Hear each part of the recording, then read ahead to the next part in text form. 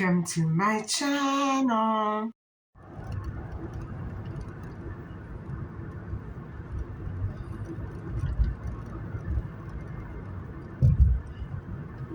Guys, hi. I hope everybody is doing all right. And I think I want to launch a new discussion on the Missing Kids series today. And I'm of half a mind to address other things, but they don't fall into any of my categories that I have set up for these discussions that I do.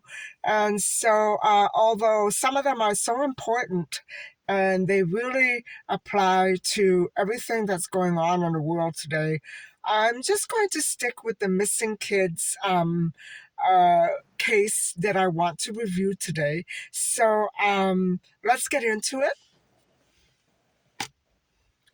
And so last time I spoke on the missing kids, Darlene Tucker and Jan Stonehouse, and I talked about how their case did not follow the typical patterns of missing child cases.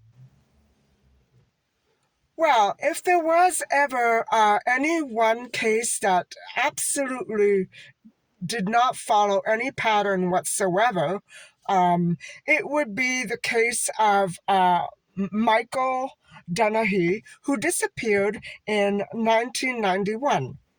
And so Michael was 4 years old when he vanished.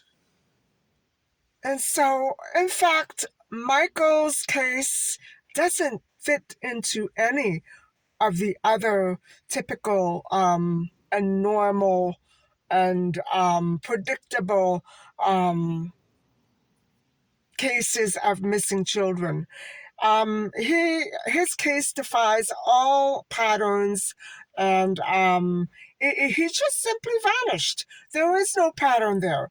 There were no real clues.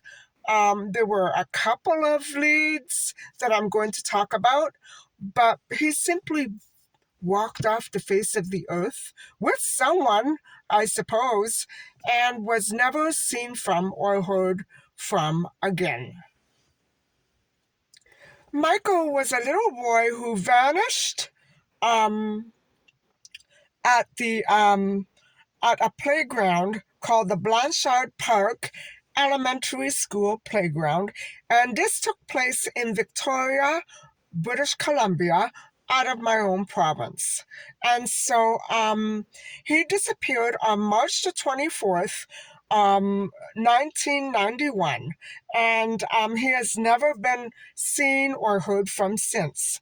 And it is indeed such a strange the way that it happened is typical, but it just defies all logic. Michael's disappearance inevitably became one of the largest police investigations in Canadian history, and over 11,000 tips were given to police regarding this missing child. And so the case was a very high profile story for decades, and most likely it still is because he's still not here. And so it was repeatedly reported across Canada and the United States. However, despite a large number of tips and a $100,000 reward, the police do not have any solid or tangible leads to go on. And so let's go over that brief time after Michael's family arrived at the school grounds and the time that he vanished. It was a very brief time in between one and the other incident. And so let's go back to that day on March the 24th, 1991. And where Michael and his family went to the elementary school field for his mother's football practice, his mother, Crystal. And so Michael had on a blue hoodie, and it was a blue hoodie jacket with red lining and red cuffs. And so he also wore a Teenage Mutant Ninja Turtles t-shirt, multicolored rugby pants, and blue sneakers. So the family arrived there at about 12:30 p.m. And when they got there, Michael immediately asked his mother, Crystal, if he could walk over to the playground, which was quite close to the field where the football practice would begin. And so Crystal says that despite having this inner feeling, that gut feeling that something was not right, she did allow the child to walk over to the playground, but she told him that once there, to wait for dad. And so, however, when Bruce, the father, went to the playground, Michael was not there, and around 50 people began to immediately search for Michael. His parents very quickly notified the police, and so this all took place in the span of less than probably a half hour, under a half hour, I would imagine. And so, therefore, Michael was last seen at 12:30 p.m. on the 24th of March at the playground, and his mom, Crystal, would have been playing football right then and there. And his father was or would be a spectator. Now, guys, there's something that I haven't been able to get clear on, and so that is this. And it is the fact that I don't know where exactly Bruce was, and it's not that I suspect Bruce. No, it's just that it's not clarified in the news stories that I've been researching exactly where Bruce was coming from. Was he coming from a different location? Was he already at the field? Did he go with his family? Um, I don't understand exactly where Bruce was. Was he on the field? Where did he go between the time that the family arrived and the time that Michael walked over to the playground? Where was Bruce? Was he in the bleachers? You know what I'm saying? I'm not clear on that, but I'm not suspecting the dad, okay? So, okay, let's get on with the story. And so, although little Michael disappeared within meters of his parents, um, I'm assuming Bruce was there. No witnesses have ever come forward to this day. Okay, so that takes care of the disappearance. Now let's move on to the search. And so the investigation regarding Michael's disappearance became one of the largest in Canadian history, and it remains so today. And so, since Michael disappeared so quickly from a public place, police quickly classified his case as an abduction rather than, say, a child who maybe fell somewhere and got hurt, or had a concussion, or went missing, wandered off. You know what I'm saying? They classified it as an abduction because he just vanished. He wasn't seen here, he wasn't seen there, just from playground to gone. And so all the detectives in the Victoria Police Department were called in to help solve the case. And hundreds of tips came in every hour on the hour from across British Columbia, North America, during that time, because he very well may have gone over the border with an abductor. And so at that time, here's another reason why I classify this as a vintage case. There were really, I can remember this. There weren't any computers. There were computer systems in place, but there was no computer system for the public, the general public, if you know what I'm saying.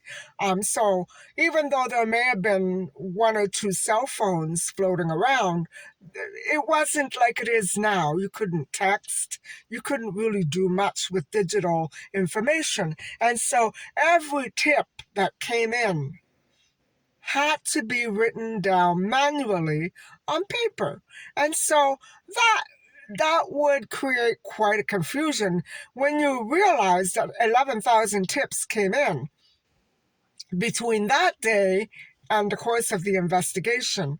That must have caused quite a flurry. And so people are saying that if it was different, maybe the case would have been solved by now. Maybe. Maybe not. Maybe. So Victoria detectives at that time investigated known offenders and interviewed them, as well as anyone else in the area who might have been around Michael or seen Michael when he vanished.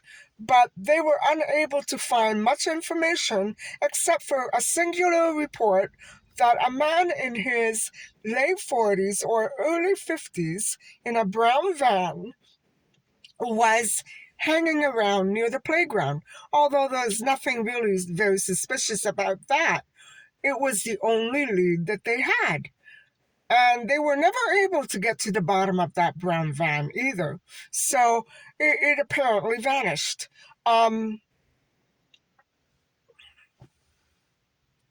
And so a month after Michael vanished, the police staged a reenactment of his disappearance at the elementary school field using a brown van, but were unable to produce any new leads at all. Moving on to sightings and a confession, a real confession.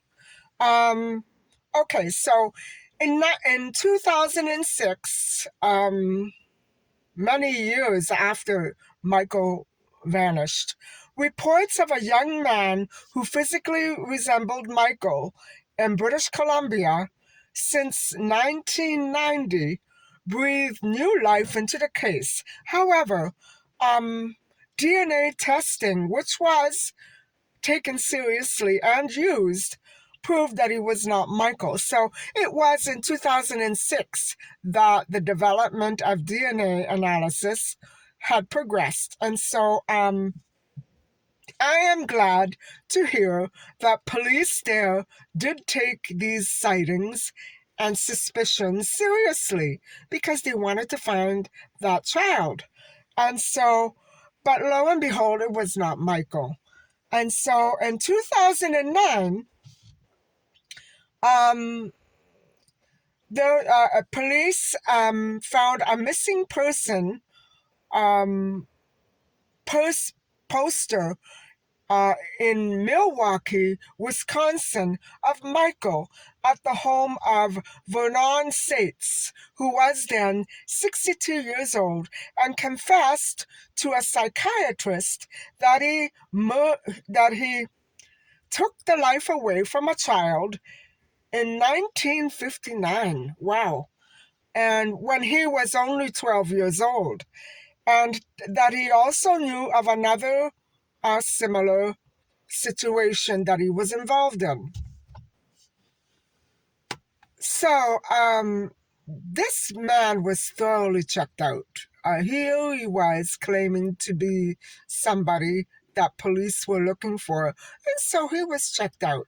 And I'm not sure if he had some sort of delusional condition, or maybe he had been developing dementia, or having false memory. I don't know what the story is, but he actually turned out to be He actually claimed to be a psychic. Now, what other case have I heard this going on in before?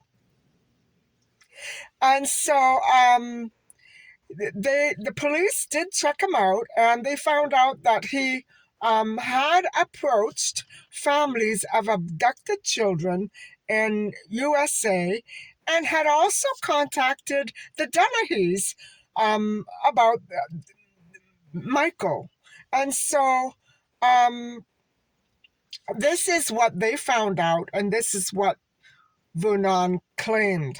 And so Crystal Dennehy, Michael's mom, told the news that she was not sure if Vernon had ever contacted the family after Michael's disappearance. But, the name did seem somewhat familiar to her. I'm surprised. I would have known exactly if it was related to Michael. I would have known how to piece that name properly in my memory. You know what I mean? I guess when people are distracted and going through turmoil, memory is greatly affected. And so it's too bad that the mom still hasn't made any clear memory of that name, although it does sound familiar to her. However, a search warrant of Vernon's home yielded some drawings of children in sadomasochistic situations, but no evidence that he was at all involved in crime.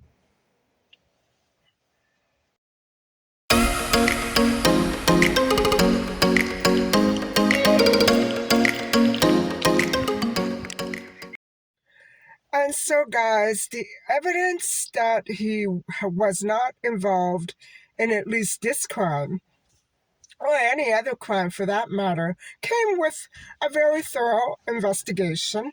And seeing that the man himself was claiming that this was him, they had a very solid lead. They weren't, attacking anybody foolishly or it was solid.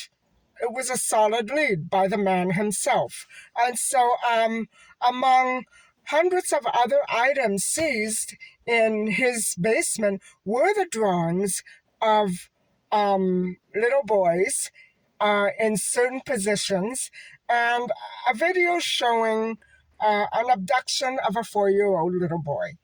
And so, uh, also books on cannibalism. I don't even like to say that word, but I think it's good to be candid about what the findings were, because, guys, it most likely this man was abused as a child, and that sometimes is what happens when your thoughts go on, and you think of other forms of abuse sometimes.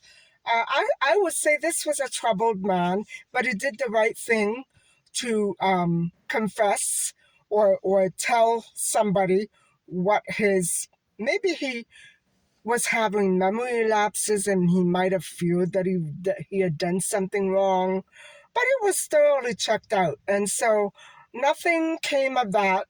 He was cleared, guys. So people did claim to be psychics. Other people did claim to be psychics and also called the Dennehy family. And but investigators did not find any reference to this psychic that he claimed to be. So maybe he was struggling with the fact that he wanted to go to the Dennehy's and never did. I don't know what it was. And so this man was later found deceased by the Milwaukee police, apparently from natural causes. So, guys, what I think is that this gentleman who was having all these horrible thoughts and had to seek psychiatric care, and he did the right thing, must have obsessed about this news story that reached the United States so many times. And so that is why he had the picture there. He was obsessed with it. Unfortunately, not too healthy, right? But he was not found to be a criminal, thankfully. And so in 2011, with the 20th anniversary of Michael's disappearance, police were notified of a man in British Columbia who looked like Michael, who resembled him on the age progressed image. But DNA testing, thank God for that, did confirm that he was not Michael. And in 2013, a man posted on website message boards claiming that police were coming to give him a DNA test. They requested a blood sample from a man in Surrey who they believe could possibly be Michael. So, guys, what I'm understanding is the police were cooperating. They weren't doing what was done to, say, Julia Wendell. They were cooperating. They were really heartfelt and sincere about it. And so, however, on September the 9th, it was found that it could not possibly have been Michael. The DNA testing did confirm that. And so I think the police did a wonderful job here. I don't see anything that went wrong in the case. They didn't go accusing people like the parents. And they did a very thorough investigation of the man claiming to be the culprit, and it wasn't him. And so, too bad they never found the driver of that brown van. Even though it may not have been him at all, he could have had some vital information. Obviously, that driver in the brown van must have witnessed Michael at the playground. And so, what the police did do here for these boys, these young boys who were just like Julia Wendell, claiming to be this missing, maybe I'm this missing person, because, we went over this psychological profile of a missing or abused child. They are displaced psychologically, emotionally. They feel that they have missing links in their memory. And so I think that the police here did a wonderful job in correcting this. They gave closure to these young boys or young men who suspected that they could have been the kidnapped Michael.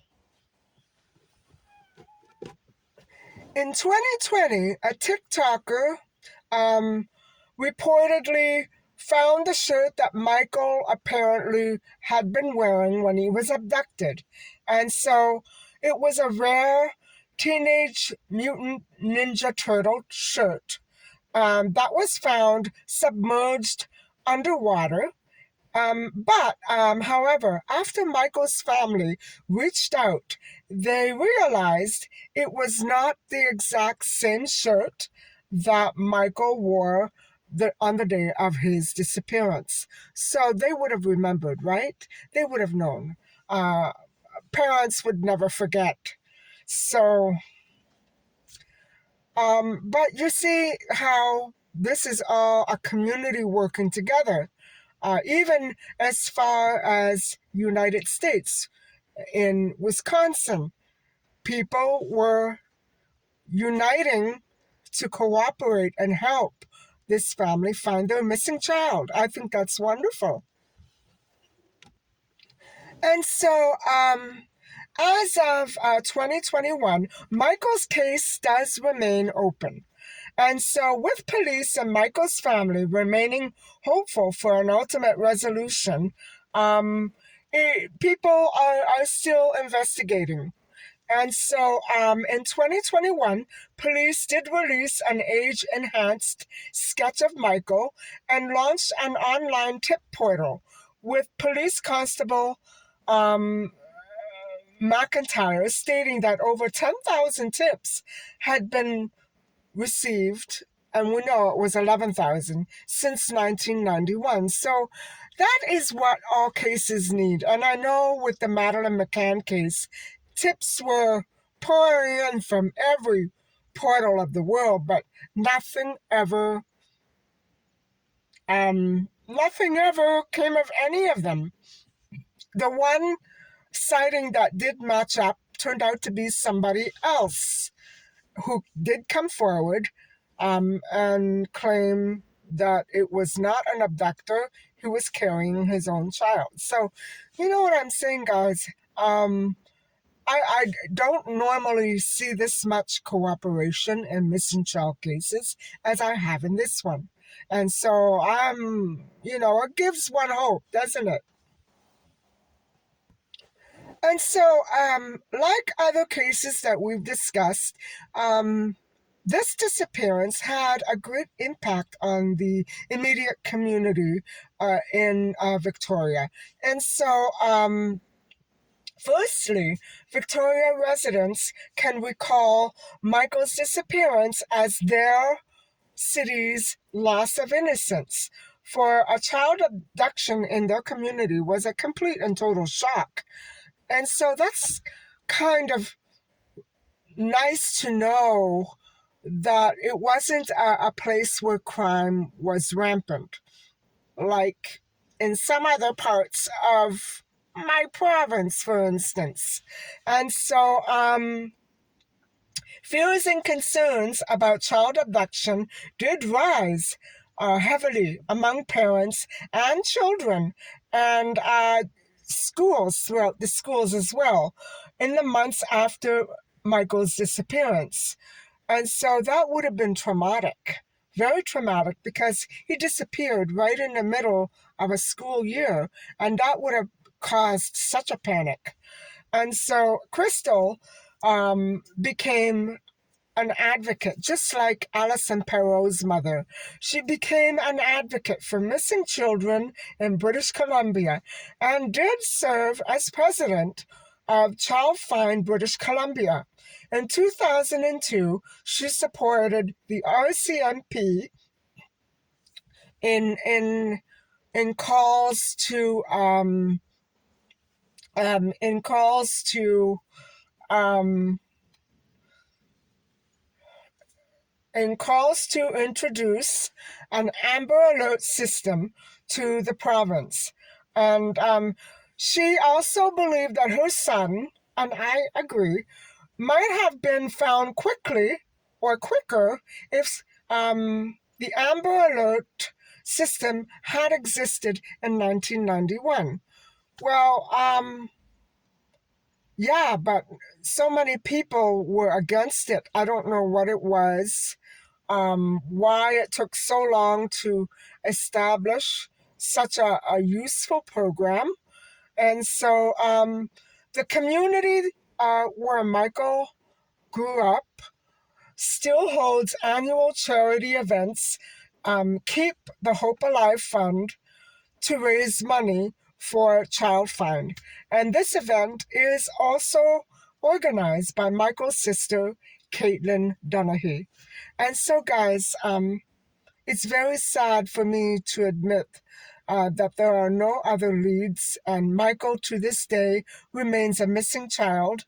And I'm, wondering if it isn't for the fact that he may be underwater somewhere, and that is maybe why he cannot be found.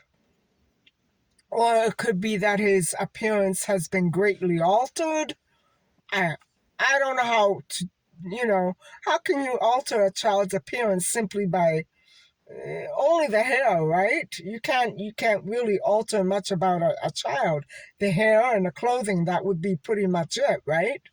Um, I don't know. I don't know where he could be. but I think the police did a great job. And my heart goes out to the Donahys. And I'm so proud of them for keeping up their hope. This is what families need. And I think that it's wonderful that families of abducted children do support one another. And I think it should be more widespread, don't you? And I wish that some of that support could go out to the McCanns as well, because they have endured so much, as all parents and families of missing children. And so, guys, that's pretty much it for today. I hope that you've enjoyed listening to me discuss the disappearance of a little 4-year-old Michael Donaghy in 1991. And I thank you very much for watching. And please don't forget to like and subscribe. Bye for now.